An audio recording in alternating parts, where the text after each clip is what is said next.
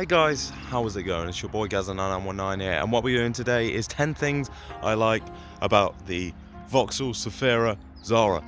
So, without further ado, let's get into this.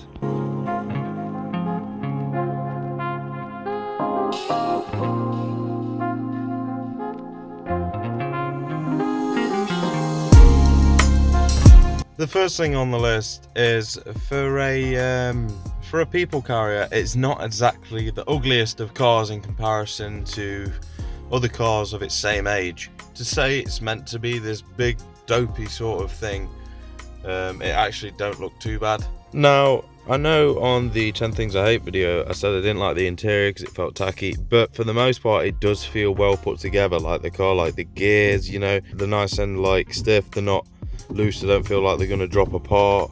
Like when you let off and like activate the handbrake, it feels solid. You don't feel like it's gonna, I don't know, the cables don't feel like they're gonna snap anytime soon. Even like the knobs and stuff, like they feel just solid, they feel well made, well put together. Everything just feels nice. The next thing I do quite like is these little triangle windows at the front, and you know, it's nice that they put these in because obviously they've got, like I mentioned in 10 things I hate video again, like because they've got these thick A-pillars, they've complemented that by having these little windows. So say if you're going around corners and you're not quite sure how far away from the curb you are or anything like that, you can just have a little peek through those windows down there and you can sort of like just get a good general gist of it, so you're not too in the dark about the diameters of the vehicle. The next thing I like is the roof lighting, and the thing that does it for me with the roof lighting is for the fact that you don't just get it in the front, you don't just get it in the middle, you get it in the back as well. Obviously with this being a 7-seater, even the rear passengers have the luxury of a light. So I know it's just a pretty cool feature that I kind of like. And you obviously, you know, you can turn them off. You're not just forced to have them on all the time. Same with the back, it is optional if you want them on and off, but it's just cool that they exist. Another great thing about this is the fact that parts are cheap. Vauxhall, it's not exactly a high-end make in the first place, so it's sort of like, it's the same as Ford. Parts, they're easy to find, they're cheap, and it's like, even if it comes to, if you can't find them brand new, or you want like a certain part and the seller wants to sell you the whole part, you can always just go to a scrapyard. And I'm sure I've mentioned this before, but with how many of them exist and how many of them there are, you can probably just quite easily pick whatever desired part you want up from a scrapyard for this. The next thing on the list is the fact that it has a 5-star NCAP rating. And this is for the reason that basically the whole car is just one big airbag. Let me show you. So, as standard, you have an airbag in the steering wheel.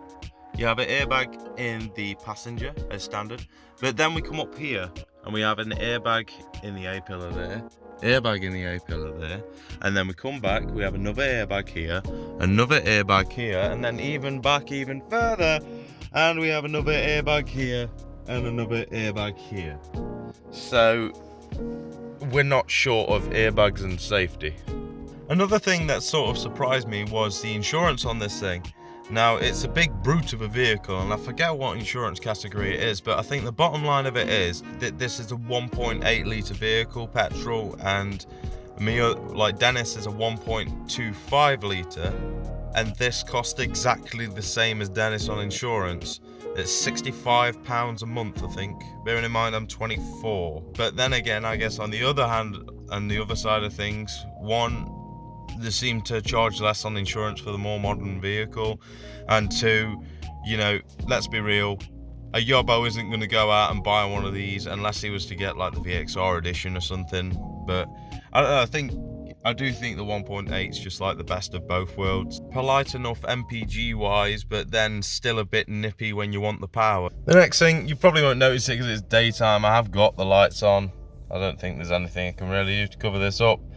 But the sort of lighting for the dials and that I do quite like. It's sort of just a nice soothing orange, and it carries out throughout the most of the dash here.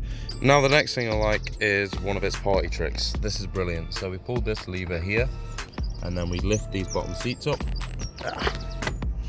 So it's lifted up, and then we push this forward down here, and then push forward, and there you go. it's now a van. And although you think, well, you could probably squeeze a bit more room, this is where the thought of it, you pull that, push that all the way forward, and it makes all that flush. And you can do the same with all 3 seats. And this is quite handy for me because I'm a man who likes to be prepared for every eventuality, I guess. I've got my toolbox, I've got my spare wheel, I've even got a first aid kit and other bits and bobs. I've even got a fire extinguisher. I'm that paranoid. Like, I just like to have, I like to be prepared for anything, really, or as much as I can. So yeah, I mean, you can turn it into limo mode as well. You can lift these seats up, just have these up and keep these middle seats like this. But obviously I'm not gonna move all my stuff about just to show you that feature. The last thing I want to mention is that this car, surprisingly, is quite good on B roads. Although it's a massive 2-ton piece of metal, it does handle quite well, and it's not as top heavy as you'd think it is. It doesn't wallow about as much as you think it would. Yeah, it just handles quite nicely.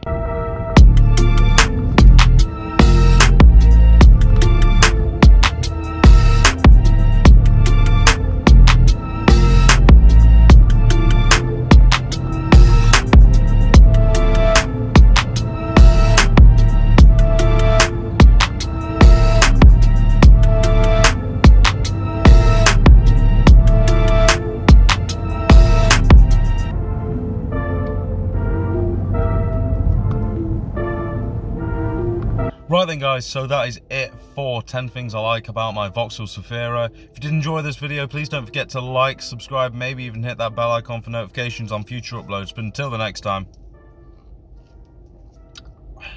peace.